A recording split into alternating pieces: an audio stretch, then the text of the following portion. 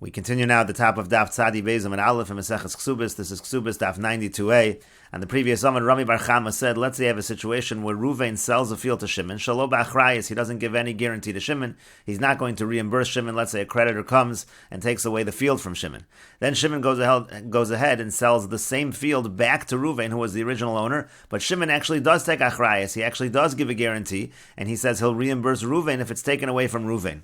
And then what happens? V'yasa balchov de Ruvain v'katarif leminei. Now the creditor of Ruvain comes along and actually takes the field away from Ruvain. Now Ruvain just got back that field from Shimon, and Shimon gave a guarantee. And so the Gemara says, Dina hu dazal Shimon umaftzile. So the halach is that Shimon actually has to go along and he has to reimburse Ruvain. He has to take care of it because he gave Ruvain a guarantee. Rashi over here says, V'yasa balchov de Ruvain shayashtaru kodem lemechir rishona. This creditor of Ruvain, he had a star before even it was first sold, this piece of land. Shemachar Ruvain l'Shimon, before Ruvain ever sold the property to Shimon. V'ilu bo matzabiat Shimon hachinami avitarifla. This guy could have collected, the creditor could have collected the land from Shimon. Now he's collecting the land from Ruvain. And so Rashi says, Dinahu da'azal Shimon umafsi like Hashem shilu machra Shimon zeh lishachar b'achrayis. Let's say Shimon would have sold it to some other person, and Shimon would have given a guarantee. Uba balchov de Ruvain v'tarfen. Let's say the creditor of Ruvain came and took it away from this other guy. Haya Shimon mafseo. Shimon would have to take care of it. He'd have to reimburse. V'al Ruvain lo yuchal lachzer. And Shimon can't go back to Ruvain and say, you need to compensate me. Sharei shelo b'achrayis lachahimenu. Because when Shimon brought it, he bought it without any guarantee. So kach kishem machor leRuvain atzma yifatzelo. So too, when he sells it to Ruvain, he has to take care of it. If it's taken away from Ruvain, he has to reimburse him, again, if Ruvain's creditor comes along. And so the Gemara continues, Amar le Rava. So Rava said to Rami Bar Chama, Nehida achrayis di alma kabel less. So granted that Shimon, when he goes ahead and sells it to Ruvain with a guarantee, he's saying he's giving a guarantee if some other creditor comes along and takes it, he's going to pay him back. But achrayis di nafshe mi kabel leh. But do you really think that Shimon is saying that if your own creditor comes along, I'm going to pay you back? That doesn't make any sense. There's no way that Shimon would have to reimburse Ruvain when Ruvain's own creditor is the one that's coming and taking the land because of the money that Ruvain owes him. And the Gemara continues, Umod de Rava. Now Rava admits to Rami Bar Chama in the following case. Beruvain sheyorash sadam Yaakov. Let's say Ruvain, he inherited a field from Yaakov. Umachar l'Shimon shelo b'achrayis. Similar case, he sold it to Shimon without any guarantee, without any achrayis. V'yasa Shimon umachar l'Ruvain. And again, similar case, Shimon now sells that same field back to Ruvain, b'achrayis, but Shimon gives Ruvain a guarantee. But in this case, instead of Ruvain's creditor coming, v'yasa balchov di Yaakov v'katarif leminei. Now the balchov of Yaakov comes, that's who Ruvain inherited the land from in the first place, that balchov comes and collects the land, so then already, Dina hu da'azal Shimon umafsi leminei, in that situation, Rava would admit to Rami Bar Chama that Shimon does have to come and reimburse Ruvain. My time, what's the reason? Balchov di Yaakov kebalchov di almadami, because if the balchov, the creditor of Yaakov, comes along, that's like a creditor from the outside, that's not Ruvain's own creditor, and Shimon gave him a guarantee, and therefore he has to reimburse him. And the Gemara continues, Amar Rami Bar Chama says, Ruvain shamachar sadeh l'Shimon b'achrayis. Let's say Ruvain sells a field to Shimon, and Ruvain does take achrayis. Ruvain gives a guarantee to Shimon. However, v'zakaf olav b'milva. However, when Ruvain sells the field to Shimon, Shimon doesn't actually pay Ruvain. Shimon just takes it out as a loan. Shimon now owes Ruvain the money. It is now an outstanding debt that Shimon has to Ruvain.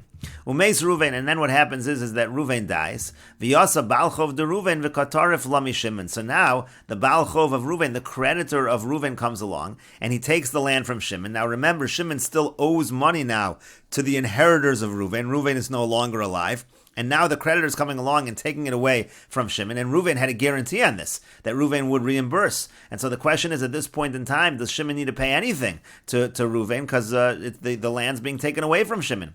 Now what happens is, upaise bezuze. Now what happens is that the creditor of Ruvain comes along, wants to take the land away from Shimon, and Shimon says, you know what? Forget it. I don't want to give you land. I'll just give you the money. So Shimon now gives the money to the creditor, and Shimon now wants to say, look, I don't owe you any money to the Yarshim of Ruvain. I don't have to pay you anymore because there was a guarantee, and the money got taken away from me by your father's creditor. So why should I have to pay you?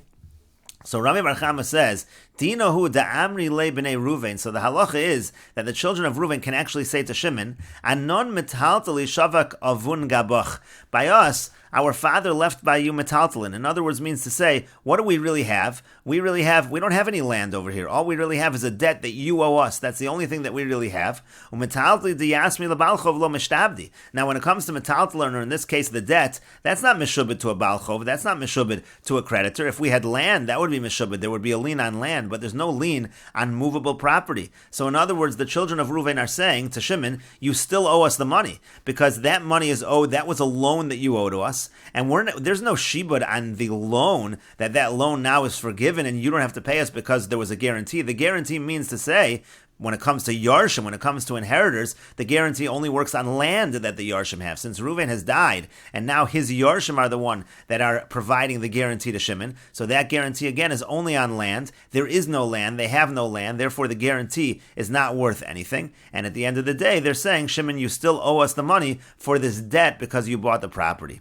But the Gemara says, Amar Rava says, Ipikeach idach. Let's say Shimon is smart, he'll have a way to get out of this. What should he do? Magvi luhu nihalayu ara. What he can do is, again, he owes them money for the land he originally bought. He should pay them, instead of giving them cash, he should give them land as payment for the other land. Now they actually have land. Now if they have land, the halach is that if the Yarshim have land, so that is going to be meshubet to a balchov of their father. V'hadar gavila minayu, and then he'll be able to say, I can now collect, because what happened? I had to pay off. Somebody came, the creditor of your father came, and he wanted the land from me, and I ended up paying him off. And so now I want you to pay me back for that. And so now they do have land. So he'll be able to get his land back because he gave them land, which was the money he owed them. Now they'll have to give the land back. And so that's a way that he will be able to get out of having to pay that debt in this situation. And the Gemara continues that if Shimon does this, Rav Nachman, he's following what Rav Nachman says. The Amar Rav Nachman, because Rav Nachman said, Amar Rabba Baravua, that Rabba Baravua said, Yisomim shegavu karka b'chovas avihen. Let's say you have a situation of orphans, and the orphans, they collect land due to the debt of their father. Balchov chozer v'gova samehen. So their creditor can come and now collect, because the land of orphans, there actually is a shibud, there is a lien on that. So again, that's what Shimon can do. What Shimon can do is he owes them money because of the land that he purchased. Don't give them money, because if he gives them money, he won't get reimbursed for the fact that a creditor came to him and took away his money. Instead, you give them land. Now that land will be meshubed to their creditors, and he is one of their creditors, and he can get the land back. And the Gemara continues, Amar Rabba says, Reuven shemachar kol sados of l'Shimon. Let's say you have a case where Reuven sells all of his fields to Shimon. The Chazar Shimon, and then Shimon goes ahead, umachar sada achas l'Levi, and he sells one of the fields to Levi. V'yasa balchov to Reuven, and now the balchov of Reuven is coming, and he has a lien on all of this property. Ratza mizeh If he wants, he can collect from this one. If he wants, he can collect them from that one, meaning to say he can collect from Shimon or Levi.